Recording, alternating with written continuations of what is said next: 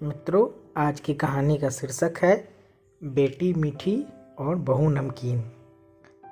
एक गांव में पली बढ़ी राधा नाम की लड़की का विवाह इलाहाबाद के एक बड़े व्यापारी के बेटे सरजू के साथ होता है। नए घर में बड़े ही आदर और सम्मान के साथ राधा ने गृह प्रवेश किया। शादी के 2-3 साल काफ़ी मज़े और खुशी के साथ निकल गए। राधा अपना घर और संसार सब कुछ अच्छी तरह से संभालने लगी थी। राधा की सास भी राधा से काफ़ी खुश रहती थी। अब जैसे जैसे दिन बीतता गया, राधा अपनी जिम्मेदारियों के बोझ तले दबती चली गई। एक दिन राधा अपने मायके जाने की बात अपने सास से बोली। मम्मी, 2 साल हो गए, मैं अभी तक मायके नहीं जा पाई। क्या मैं थोड़े दिन अपने मायके जाकर आऊं? सास ने जवाब दिया, देखो राधा, अगले साल चले जाना। राधा यह सुनकर काफ़ी नाराज हुई और दुखी होकर सोचने लगी। जब चंचल दीदी हर 3 महीने पर घर आती है तो मम्मी काफ़ी खुश हो जाती है और कहती है, कितने दिन के बाद आई हो। और मुझे 2 साल हो गए, मेरे बारे में कोई नहीं सोचता। मेरी खुशी किसी के लिए कोई मायने ही नहीं रखती। क्या मैं दिन भर इन लोगों को खाना बनाकर खिलाती रहूं, घर का सारा काम करती रहूं? क्या मेरी यही ज़िंदगी है? यह सोचते सोचते राधा अपनी आंसू की धारा समेटे अपने कमरे में चले जाती है। शाम को चंचल दीदी आने वाली है, देखना मम्मी कितना खुश होगी। खाने की अलग अलग फरमाइश, कभी चंचल दीदी के लिए समोसा बना दो, कभी पालक पनीर, तो कभी बिरयानी। मैं इतना क्यों सोच रही हूँ, करना तो मुझे ही है। चलो किचन में अभी से तैयारी में लग जाती हूँ। यह सोच ही रही थी कि तभी सास ने आवाज़ दी, राधा, जल्दी नीचे आओ, देखो चंचल आई है। राधा अपने चेहरे पे मुस्कान लिए अपने दुख को अंदर एक कोने में दबाए अपनी ननद का स्वागत करती है। चंचल बोली, कैसी हो भाभी? राधा, अच्छी हूँ दीदी। और घर में सब कैसे हैं? हमारे जीजा जी कैसे हैं? चंचल शर्माते हुए कहती है, वह भी अच्छे हैं भाभी। अच्छा दीदी, आप बैठो, मैं नाश्ता बना कर लाती हूँ। चंचल ने कहा, नहीं नहीं भाभी, कुछ मत बनाओ, मैं अभी घर से नाश्ता करके आई हूँ और भाभी मैं केवल 2-3 घंटे ही रहूँगी, क्योंकि सास की तबीयत ठीक नहीं है। आपके जीजा जी उन्हें लखनऊ दिखाने गए हैं। तो वो बोले, तुम अकेली यहाँ क्या करोगी? एक काम करो, तुम अपने मायके जाकर सबसे मिलकर चली आओ। सो मैं आ गई। अच्छा दीदी रुको, मैं खाना बना देती हूँ, आप खा भी लीजिएगा। अरे भाभी, मेरे साथ बैठो, बातें करो, शाम तक मैं चली जाऊँगी, खाना तो बनता ही रहेगा। तभी राधा की सास ने राधा से कहा, तुम एक काम करो, चंचल के साथ बैठकर बातें करो, मैं खाना बनाती हूँ। राधा ने कहा, नहीं मम्मी जी, मैं बनाती हूँ, आप दीदी से बात कीजिए।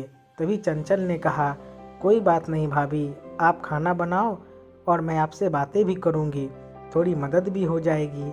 राधा की सास बोली, ये भी सही है। राधा और चंचल किचन में प्रवेश करती है और काफ़ी देर तक हंसी मजाक करते करते खाना भी तैयार कर देती है। चंचल खाना खाने के बाद शाम को अपने घर चली जाती है।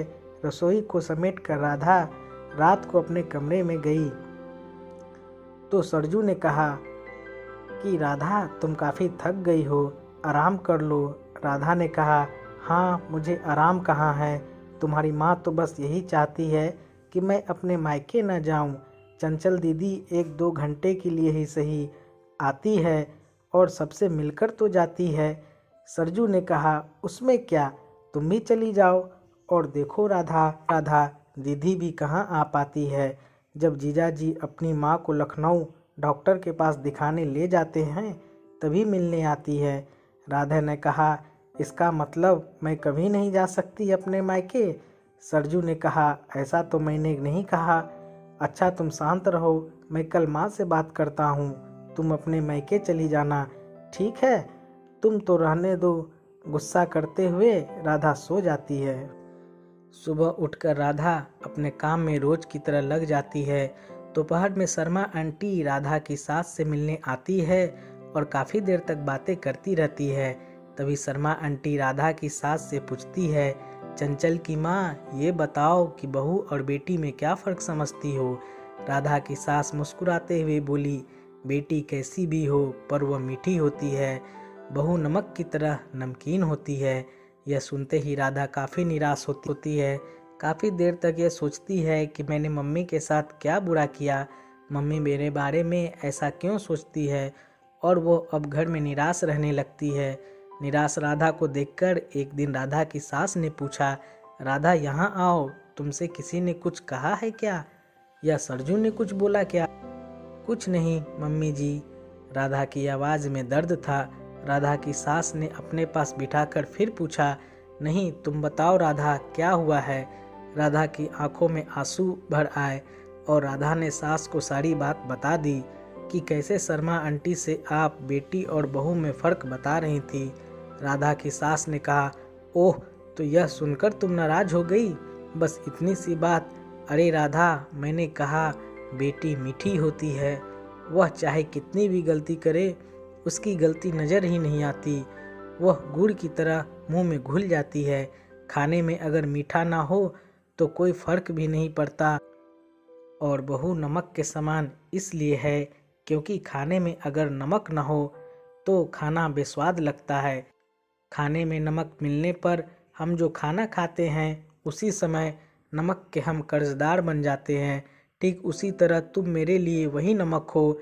मैं अपने स्वार्थ के लिए तुम्हें कहीं जाने नहीं देती हूँ, क्योंकि तुम्हारे न रहने पर घर सूना सा लगता है। इस घर को अच्छे से संभालती हो, इसलिए हम तुम्हारे कर्जदार हैं।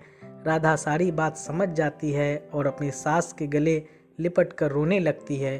शाम को सरजू जब घर आता है तो अपनी माँ से कहता है कि माँ, राधा अपने मायके जाना चाहती है एक दिन के लिए। राधा तपाक से बोल उठी, नहीं नहीं, मुझे नहीं जाना, मैं चली गई तो खाने में कोई स्वाद नहीं रहेगा। सरजू को कुछ समझ नहीं आया कि कल रात मायके जाने के लिए मुझसे कह रही थी, अचानक इसे क्या हो गया।